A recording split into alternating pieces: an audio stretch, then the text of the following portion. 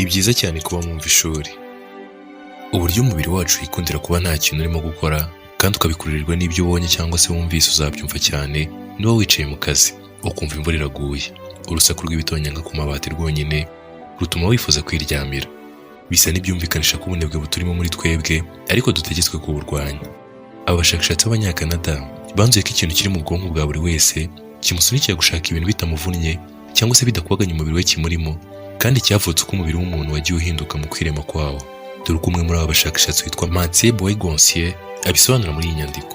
Ati ku bantu amayeri yo kugabanya gukoresha ingufu z'umubiri n'iturufu bakoresheje kuva kera ni imigire yabafashije cyane mu kumenya kwihisha inyamaswa z'inkazi mu mashyamba ndetse no mu gushaka ibyo kurya.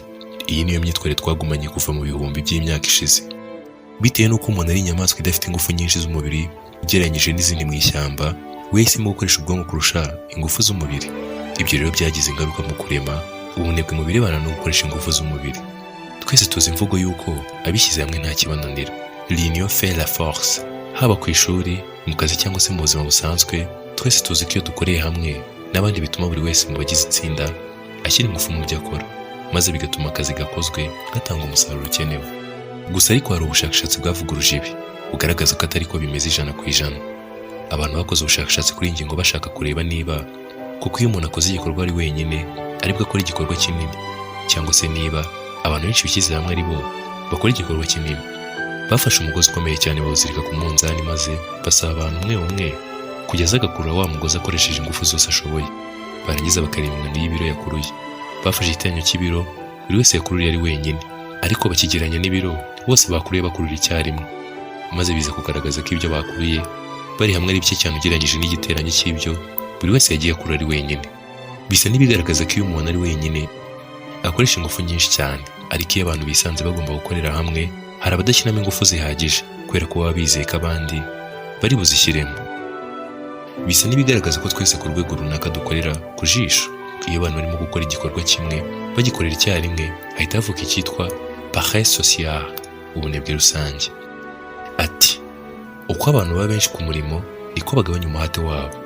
Ibi bisobanurwa hagendeye ku myitwarire y'abantu, aho benshi bibwira bati bitewe n'uko turi benshi ndisha mu itsinda ry'abandi ku buryo umusaruro wanyu utaza kugaragaza ukwanguna amaso. Nta muntu urivuga ko nakoresheje ingufu nke kurusha abandi kandi ndaba nabiruhukiyemo. Ni amagambo ya Boris Cheval, akaba umushakashatsi mu birebana n'amarangamutima.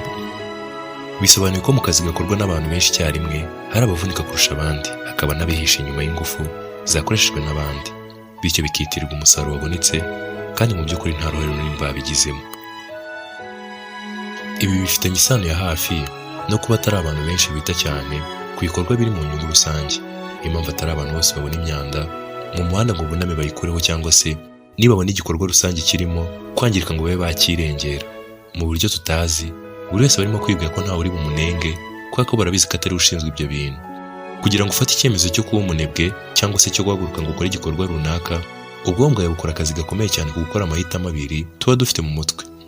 Iyo wari uri mu kazi hanyuma hagati ukaza gufata akaruhuko, ariko ako karuhuko kakaza kukuryohera ku buryo udashaka kukavamo, iyo igihe cyo gusubira mu kazi kigeze, ubwonko bwawe mu buryo utazi butangira gupima inyungu ziri muri buri cyemezo uri bufate.